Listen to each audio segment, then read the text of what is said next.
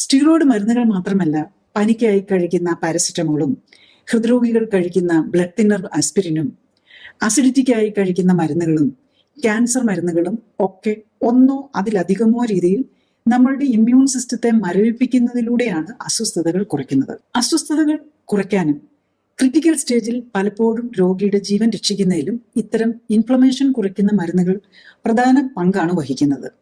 എന്നാൽ അവയുടെ തുടർച്ചയായുള്ള ഉപയോഗം പലതരം ആരോഗ്യ പ്രശ്നങ്ങൾക്കും കാരണമാകാം. ഏതൊക്കെയാണ് ഇമ്മ്യൂണിറ്റിയെ മരവിപ്പിക്കുന്ന മരുന്നുകൾ? എന്താണ് സ്റ്റീറോയിഡ്?